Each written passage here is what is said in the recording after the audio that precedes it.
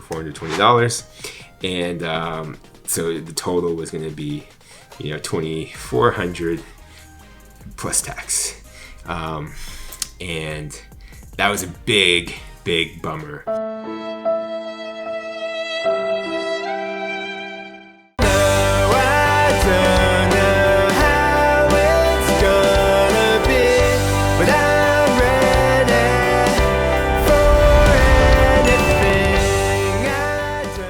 What's up, fam? You are now watching part 2 of a 3-part video series where I answer questions about driving a Nissan Leaf for the last 9 years. If you missed the first video, you can find it up here or down in the description. We talked about range anxiety, batteries, and charging pretty much. And in this video, I'm going to talk about our road trips and about some maintenance issues. So grab your popcorn, sit back and relax. It's gonna be story time, so hope you enjoy. On to the questions. Number 7, again from Kimberly. Any tips on extending the life of the battery?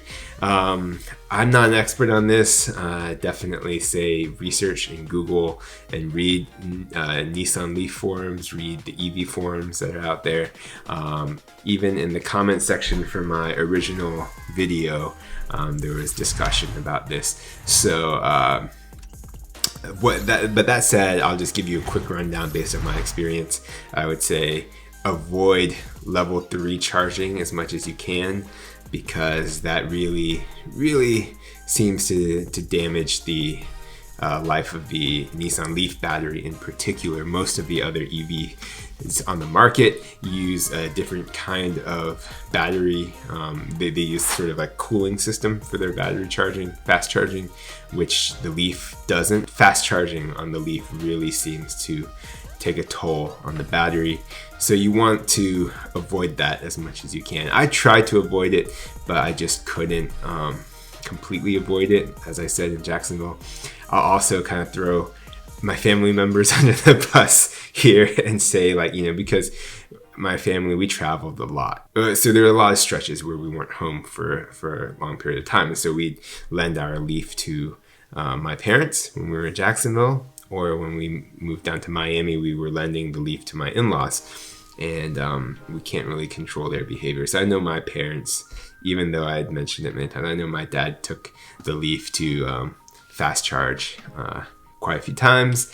I know my in-laws, they don't understand anything that I try to explain to them about sort of optimizing how you maintain the battery charge, and that brings me to the second point I was going to make. So with them, they don't really do this at all, even though I would try to explain it, and that is that you want to try and keep your battery charged between like 20 and 80% of its capacity. If it's too low of a charge or if it's too high of a charge, that's not good. And you know, I usually went for like 25 to 75%. I was always trying to stay between 3 and 9 bars. You know, you can do that to some degree. You know, obviously there's going to be times where you get really low on charge just because you had to use the full range. So then you want to quickly charge it back into that friendly zone, 25 to 75% capacity. And then there's times where you're going to need to charge it beyond 75% because you're going to be taking it on a long drive. So, you know, within reason, when you can, you want to try and maintain in that range. So you don't want to be charging it up full all the time if you're not going to drive it around at all for a few days. You know, you don't want to have it sitting at 100%, and you don't want to have it sitting on empty for too long either. And you know, one of the cool features with the Leaf, and I think with all EVs, is that you can kind of program it so that it doesn't go above that 75 or 80%, whatever you set it at. It won't exceed that unless you manually override. You can also do things like programming, you know, scheduling the timing of your charging. So, you know, you can plug in your car when you go in to your house in the evening, but when you plug it in, it won't start charging until the time that you set. So like in the middle of the night, like maybe 1 a.m. or 2 a.m. is when it'll begin charging, so that it just reaches full once you get up and leave for the day. Or you could even like have it charge from 1 a.m. until it gets to 80%, and then it'll just sit there at 80% until 2 hours before you head to work, and then you have it like continue charging the remainder. So there's things like that you can do to really fine-tune your optimization of your battery. And then there's things that might be out of your control, like being in extreme weather conditions. Things like that. So, all right. So question number 8, once again from Kimberly, but I'm going to combine it with another question from my friend Alan. So Kimberly's question was, how much do you think you save per year with an electric car compared to buying gas and paying for maintenance for an ICE or gas vehicle? And then Alan asked, how many miles are on the car and what has been changed by you or the dealer since. And I'm kind of rolling these in together because I think the maintenance part at least will cover both of these questions. So I first of all, let me say I don't know. I haven't kept such painstaking records to be able to tell you exactly how much I've spent on maintenance, nor did I track gas prices during the last 9 years and then compare and contrast. So what I would say is that by and large, our charging, when we do level 1 charging at home, our charging was costing us about a little bit under 2 cents per mile.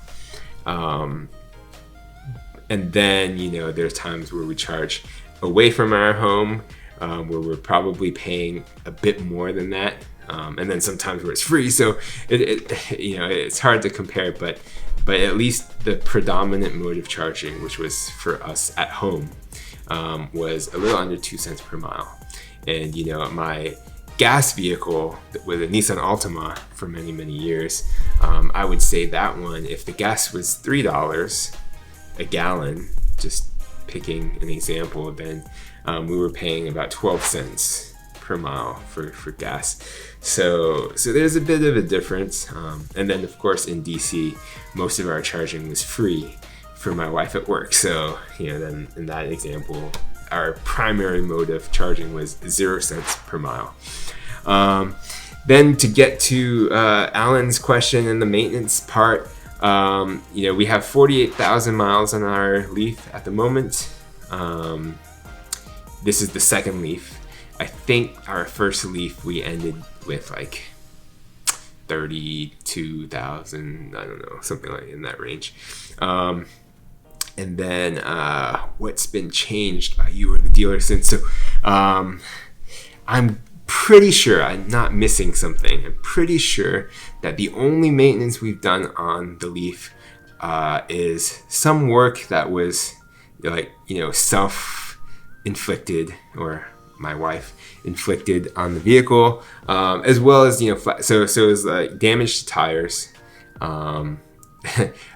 many times, and then flat tires. Sometimes it's just a nail that can be patched. Sometimes I think there was at least 2 times where the tire had to be replaced. So it was a lot of tire stuff, and then tire rotation. So that was it, just that, and only that. And then, except for one situation. So we had an issue with the car. I had to get it towed to the dealer, and they told us that after running the diagnostic, they told us that the issue was a leak in the master brake cylinder, and the Nissan part was going to cost almost $2,000, $1,934. I actually happen to have the quote still here. So there was that, plus labor, which was going to be $420, a discounted rate for labor, for 4 hours of labor for $420. And so the total was going to be, $2,400 plus tax. And that was a big bummer. And I had a friend, and this was in Jacksonville, and I had a friend who does a lot of work on cars, so he wanted to help out. He told me he found the part, you know, for $1,100 he could get it for, and he'd probably be able to do the labor for, you know, if it was going to take him about that same amount of time, then he would do the labor for much less. He just loves to work in cars. And so, you know, that was something we were pondering, like, okay, maybe we'll just get it towed from the dealer to my friend's house, and he's gonna order the part, and you know, it'll take him like an extra few days to get it done versus having it done right away at the dealer. So I was thinking about that. And then the Nissan dealer called me and said, "We have good news. You know, the master brake cylinder was having a lot of issues for a lot of the Nissan Leafs. I don't think they ever recalled it. I'm hazy on these details here, but I think that they didn't actually recall the part, but there were a lot of people having issues with it under warranty, and so they were like replacing this part for a lot of people from our model year, and I wasn't. You know, I wasn't under warranty since this was a used vehicle that I purchased secondhand. But Nissan had decided, they said Nissan corporate had decided that since this part was never replaced, this was the original faulty, you know, often faulty part, that Nissan corporate was going to cover the part. And so then all I had to pay was the labor.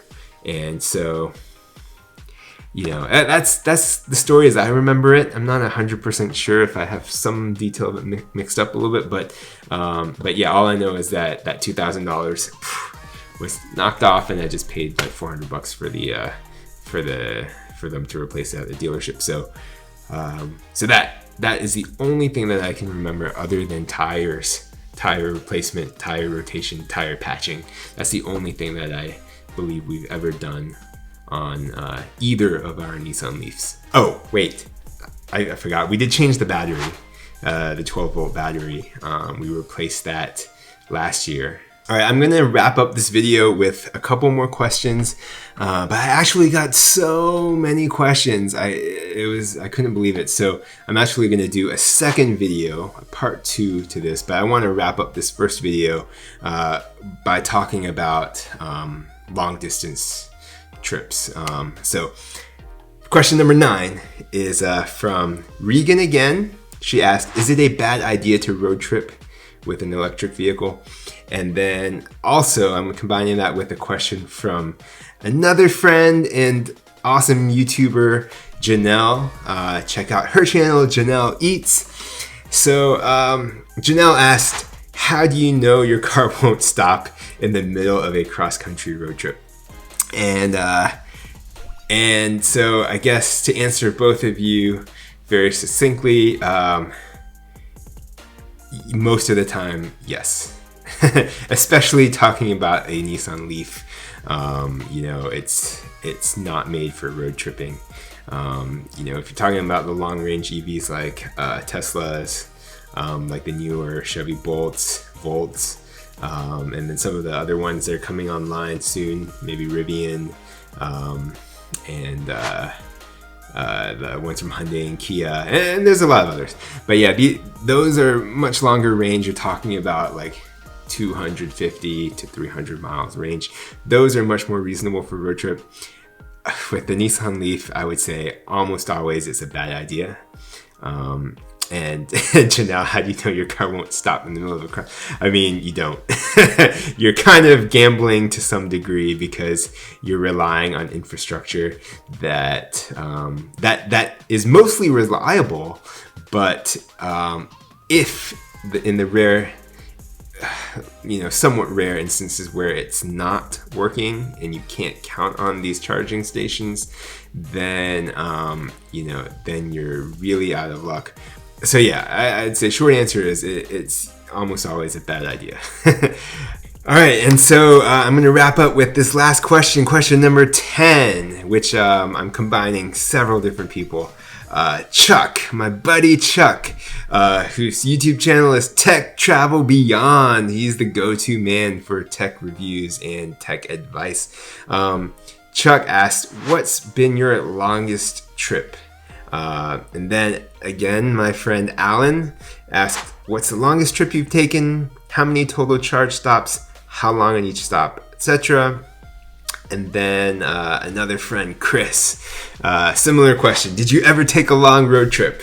And if so, was it feasible with frequent charging breaks? So, all right, here we go. Long story. I'm going to go over our road trips. Our longest road trip, if you want to call it a road trip, would have been moving from Washington, D.C. to Jacksonville, Florida. And I'd say our total overland distance was almost 1,000 miles.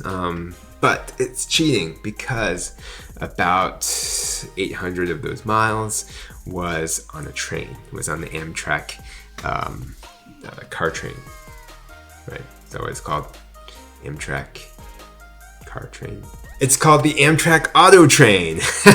So so for that move, we just packed up the Nissan Leaf, and we drove from Arlington, Virginia, where we were living, to the auto train stop in, gosh, I didn't do my research, Reston? The auto train goes from Lorton, Virginia, and I swear, I actually remembered Lorton as I was looking it up, but before I got to the answer, I remembered Lorton. So from Lorton, Virginia, down to Sanford, Florida, and it was almost perfect because, yeah, it made the whole thing feasible. The train ride was decent, and but it was a cool experience. So that was our longest trip, but most of the driving, I think, it was just like 25 miles of driving up in Virginia, and then from Sanford to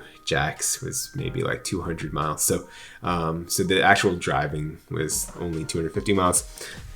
So if we don't count that, then our longest trip would have been our actual road trip from Jacksonville to St. Petersburg, Florida, with stops along the way, with overnight stops in Orlando and in Tampa, and then with charging stops all over.